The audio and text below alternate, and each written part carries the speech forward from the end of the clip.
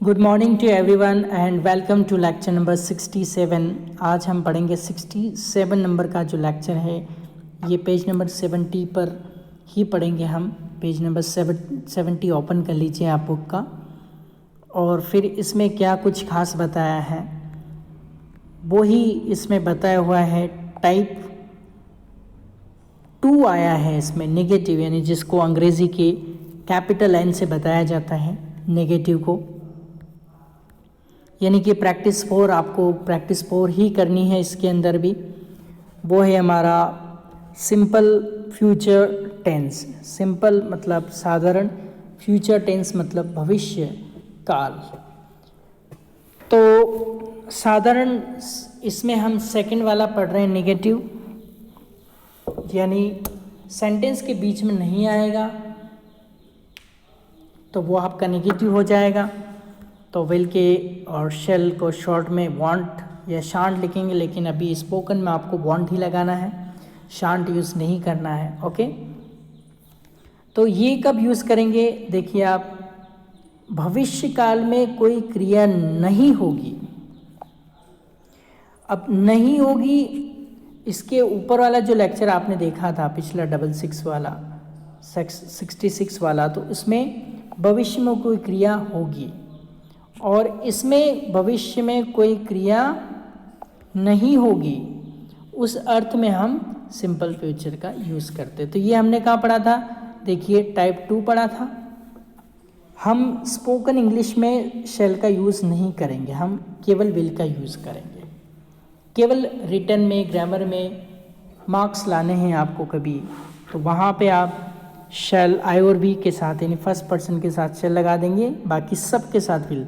लेकिन कम्युनिकेशन और स्पोकन के अंदर जब हम इंग्लिश ये वाली सीखते हैं स्पीकिंग, तो इसमें हम शेल का यूज़ नहीं करते हैं, विल का यूज़ करते हैं। बार बार ये चीज़ मैं आपको बता रहा हूँ, तो आप तो ध्यान रखिए सबके साथ आपको विल लगाना, और विल नोट का शॉर्ट क्या हो जाएगा? वांट हो जाएगा।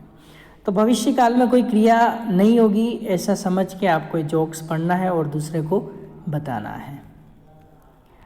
अब ये देखिए, इस पिक्चर को आप समझिए, ये पिक्चर क्या कह रहा है?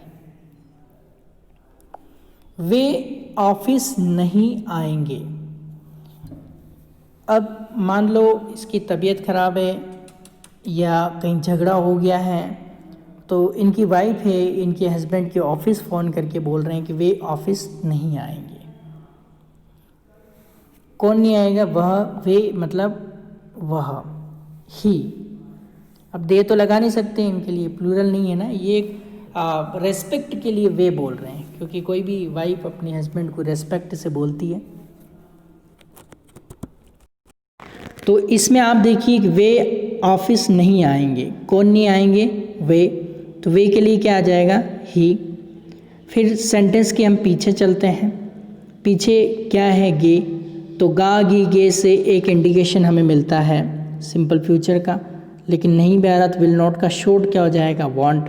फिर गा गी गी में आना, तो आने को कम, नहीं हो गया छोड़ दो ऑफिस, तो टू यानी की ओर, ऑफिस की ओर नहीं आएंगे, द ऑफिस।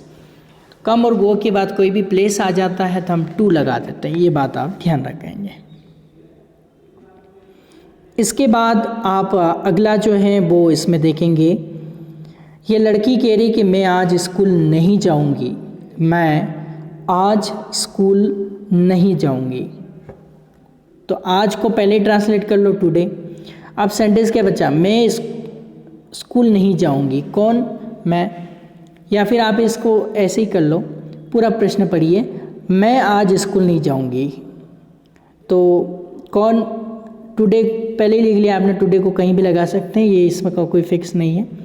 मैं आज स्कूल नहीं जाऊंगी। कौन? मैं। तो मैं के लिए आपने लगा दिया आई।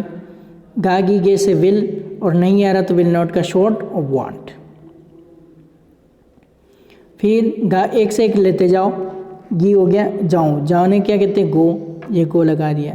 गो के बाद कोई भी प्लेस आता है अपनी मर्जी से हम टू लगाते हैं, और स्कूल का स्कूल। अब ये जो टुडे है ये आप कहीं भी लगा सकते हैं। Today I want go to school, या I want go to school today, कहीं कैसे भी इसको लगा सकते हैं, इसका कोई फिक्स नहीं है। इसके बाद जो अगला है आपका, मैं मम्मी को नहीं बताऊंगा। अब मान लो एक फादर और एक सन के बीच की कुछ बात हो रही है, तो ये कह रहे कि मैं मम्मी को नहीं बताऊंगा। कौन नहीं बताएगा? मैं। तो मैं के लिए क्या आ जाएगा? आई आ जाएगा। फिर सेंटेंस के पीछे गा से विल लगा लो। नहीं आ रहा तो पूरा लिखना है तो विल नॉट पूरा लिखिए, नहीं तो वॉन्ट आप शॉर्ट भी लिख सकते हैं। बताने को क्या कहते हैं? टेल। और मम्मी को क्या कहते हैं? मम्मी। क्लियर? तो ये बस बहुत ही सिंपल वे में आप इसको ट्रांसलेट कर सकते हैं विदाउट एनी टेंशन। आपको कुछ नहीं करना है। आपको क्या करना है? कौन करके, किसने करके सब्जेक्ट निकालो और फिर सेंटेंस के पीछे से आगे चलते रहो। एस एरो ध्यान रखो। एस एरो से S written arrow, S written arrow से ही आपके हिंदी से इंग्लिश ऑटोमेटिकली ट्रांसलेट हो जाएंगे बिना किसी मेहनत के। बहुत ही आसानी से आप इसको ट्रांसलेट। एस रिटन एरो, क्या ध्यान रखेंगे? एस और written arrow. S written arrow से आपका पूरा ट्रांसलेशन हो जाएगा। कितना भी बड़ा सेंटेंस आप बहुत ही आसानी से इसमें ट्रांसलेट कर सकते हैं। अब इस सेंटेंस को आप देखो। आज मैं तुम्हें नहीं पढ़ाऊंगा। हो सकता है कि सारे बच्चे जो मस्तियाँ कर रहे होंगे, मिस्चीवियस होंगे, मस्तीखोर होंगे, इसलिए टीचर क्या कह रहे हैं कि आज मैं तुम्हें नहीं पढ़ाऊंगा। तो आज को पहले ही ट्रांसलेट कर लिया इन्होंने। फिर देखो क्या किया, मैं तुम्हें नहीं पढ़ाऊंगा। कौन? मैं। तो मैं के लिए आई। सेंटेंस के पीछे चलो गा से आता विल, और नहीं आ रहा तो विल नॉट को शॉर्ट में वांट। फिर गा किस में जुड़ा? पढ़ाने में तो टीच, और तुम्हें तो यू। बहुत ही आसानी से हम पीछे से आगे एस प्लस रिटन एरो से हमने हिंदी से इंग्लिश ऑटोमेटिकली ट्रांसलेट कर लिया बिना किसी प्रॉब्लम के, विदाउट एनी टेंशन। बहुत ही आसानी से आपने इसको ट्रांसलेट कर लिया। चलिए अब इसको देखिए। अब इसके पापा इसको बोल रहे हैं, मैं तुझे पैसे नहीं दूंगा। मैं तुझे पैसे नहीं दूंगा। कौन नहीं देगा? मैं। तो मैं के लिए आपने क्या निकाला? आई। फिर गागी गे से विल, नहीं आ रहा है तो नॉट। फिर देखो पीछे से आगे चलो, नहीं वाला लिए, गा से भी निकाल लिया, दू। देने को क्या कहते हैं? गिव। नहीं हो गया, छोड़ दो इसको। तुझे पैसे तो you money. I will not give you money. Okay, I will not give you money. मैं तुझे पैसे नहीं दूंगा। बहुत ही आसानी से आपने इसको ट्रांसलेट कर लिया। तो आप तो एक बात ध्यान रखो कि पूरा प्रश्न पढ़ो और कौन किसने से एस निकाल लो और फिर रिटर्न एरो से चलो, यानी कि ये सब्जेक्ट लेके और यहाँ पीछे से आगे चलो। ऑटोमेटिकली आपकी हिंदी से इंग्लिश बनती जाएगी, ट्रांसलेशन होता जाएगा। बिना किसी झंझट के, बिना किसी टेंशन के आप ट्रांसलेट कर सकते हैं। ओके, चलिए आपको ये 5 सेंटेंस ट्रांसलेट करने हैं। 1 2 3 4 5। इसमें ज़रूर आंसर दे रखे, लेकिन आंसर में आपको पता होना चाहिए कि विल क्यों आया, नॉट क्यों आया है। ये सारे सवालों के जवाब आपके पास होने ही चाहिए किसी भी कंडीशन में, तब जाकर कुछ आप कॉन्फिडेंस ला सकते हैं अपने ऊपर, प्रूव कर सकते हो अपने आप को कि हाँ मैं कुछ भी कर सकता हूँ, आई कैन डू एनीथिंग।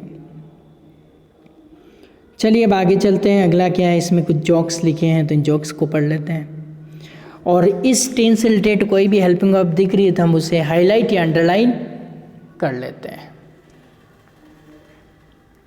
अब देखिए सेंटेंस पढ़ते हैं। One day one beggar won 2 lakh rupees from lottery. How will you use this money? Asked the another beggar. Now I will beg from car he said. बहुत ही अच्छा joke है। तो देखो क्या है। वन डे, एक दिन, वन बेगर, एक भिखारी, बेगर का मतलब क्या होता है, भिखारी, वॉन, विन की सेकंड फॉर्म, जीत गया, 2 lakh rupees from lottery, lottery से 2 लाख रुपये। एक बार एक भिखारी लॉटरी से 2 लाख रुपए जीत गया। तो how will you use this money, आप ये पैसा कैसे इस्तेमाल करोगे, आस्क्ड अनदर बेगर, दूसरे भिखारी ने उससे पूछा। एक बार क्या होता है कि एक भिखारी लॉटरी में 2 लाख रुपए जीत जाता है, तो दूसरा भिखारी उसको बोलता है कि ये पैसा आप कहाँ यूज़ करोगे। तो ये कहता है now I will beg from car, अब मैं कार से भीख मांगूंगा। ही सेड, उस भिखारी ने कहा मैं कहाँ से भीख मांगूंगा, कार से भीख मांगूंगा। अब सिंपल फ्यूचर का है, विल और यूज़ फर्स्ट फॉर्म आ रही है, क्लियर। विल बैग, भीख मांगूंगा, यूज़ करोगे, इस तरह से जो इसकी हिंदी पहचान निकल आती है। अगला देखो, वाइफ और हस्बैंड के बीच की बातचीत है। तो वाइफ कहती है remember I am your wife, याद रखना मैं तुम्हारी पत्नी हूँ, धर्म पत्नी और अर्धांगिनी हूँ। तो हस्बैंड कहता है don't worry I shall keep it a secret, चिंता मत कीजिए मैं ये एक रहस्य, इसको सीक्रेट ही रखूँगा, रहस्य रखूँगा, किसी को ही नहीं बताऊँगा। तो सीक्रेट का मतलब होता है गुप्त रखना, रहस्य रखना, कॉन्फिडेंशियल रखना, क्लियर। तो उसने कहता है कि वो वाइफ अपने हस्बैंड को कहती देखो मैं तुम्हारी पत्नी हूँ। तो हस्बैंड कहते थे वो ठीक है, चिंता मत करो मैं इसको सीक्रेट ही रखूँगा। ओके, नेक्स्ट,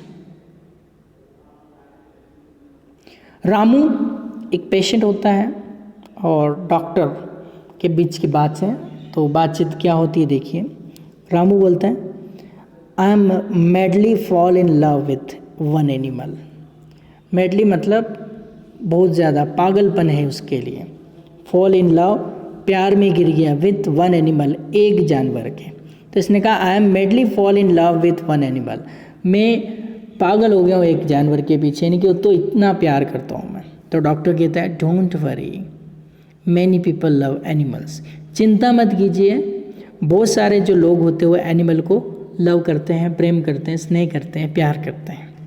तो रामू कहते हैं but I love this animal romantically as you love a woman, लेकिन मैं इस जानवर को उतना प्यार करता हूँ जितना कोई भी एक विमन से करता है। तो फिर डॉक्टर कहता है is the animal male or female, वो एनिमल मेल है या फीमेल है। तो रामू कहता है female of course, what do you think I am a fool. तो आपको क्या लगता है मैं बेवकूफ़ हूँ। इस तरह से ये बताया हुआ है। तो यहाँ पे आप देखिए सिंपल फ्यूचर का कोई इंडिकेशन नहीं आया है, तो कोई प्रॉब्लम नहीं आया है तो ओके। चलिए आगे चलते हैं।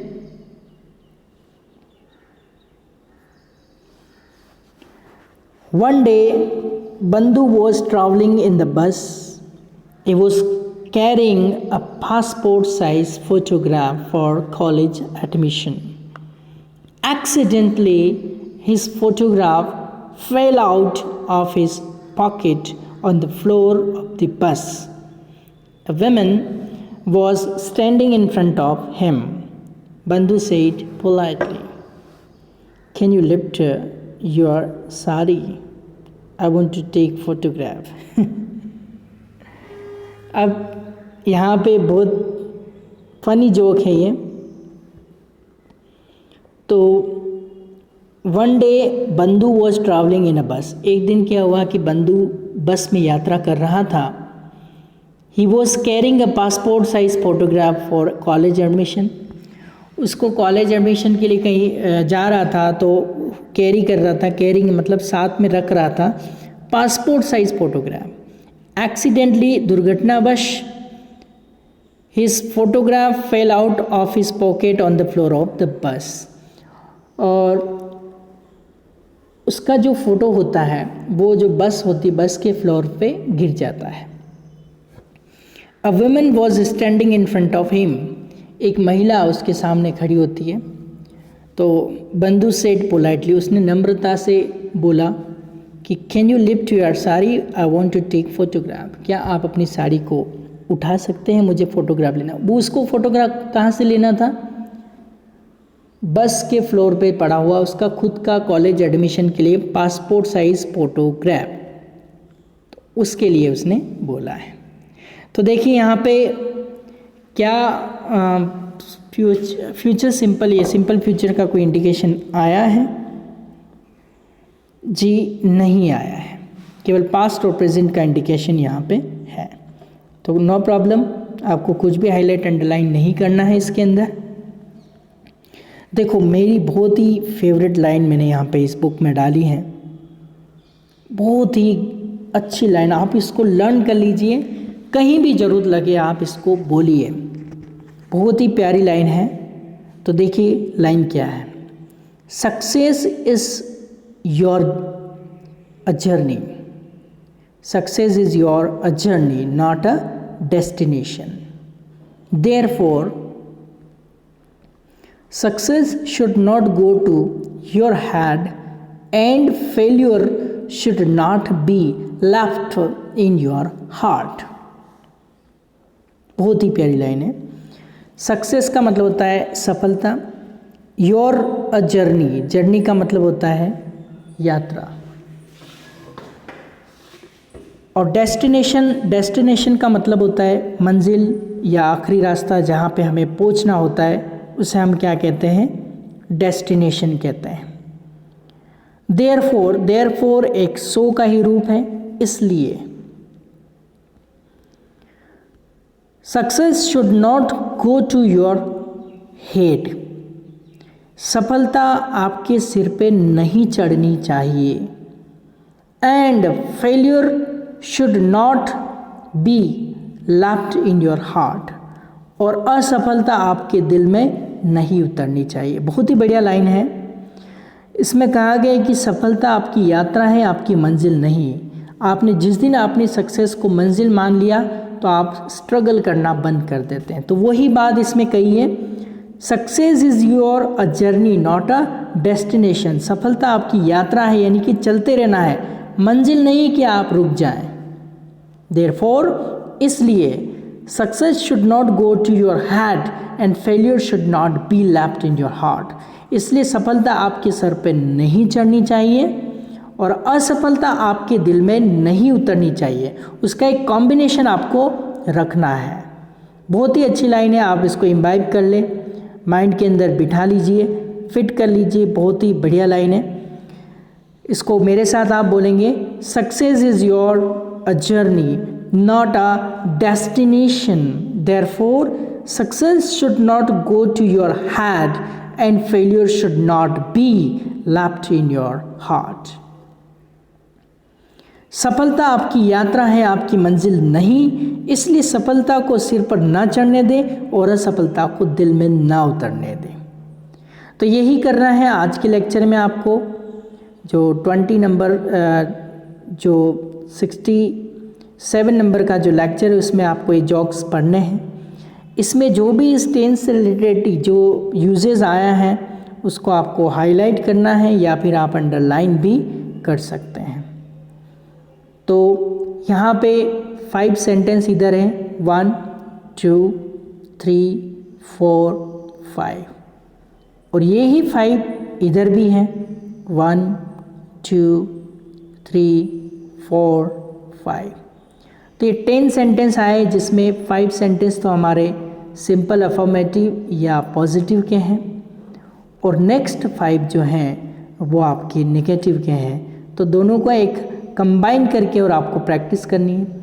बस आपको ये ध्यान रखना है कि जो रिटन इंग्लिश या ग्रामर होती हैं उसके अंदर हम आई और वी के साथ शेल लगाते हैं, लेकिन कम्युनिकेशन और स्पोकन के अंदर आप शेल का यूज़ नहीं करेंगे, आपको विल ही लगाना है। तो ये ध्यान रखना, विल नॉट का शॉर्ट वांट होता है और शेल नॉट का शॉर्ट जो होता है वो शांट होता है। So that's it for today's class. Till then, goodbye and take care. Keep practicing about the all. Keep telling all jokes to other. Goodbye and take care.